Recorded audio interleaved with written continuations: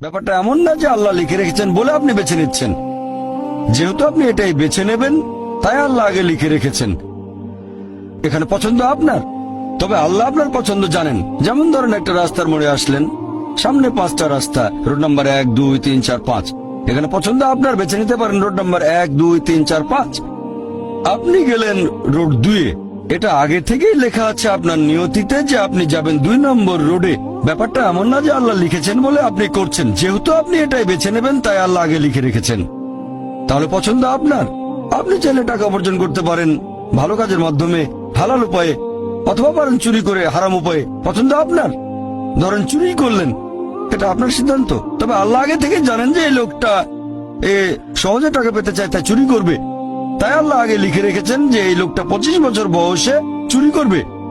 এখানে দোষটা কার? দোষ আসলে আপনার। তবে আল্লাহর আছে ইলমে গায়েব, তাই তিনি আগেই লিখে রেখেছেন।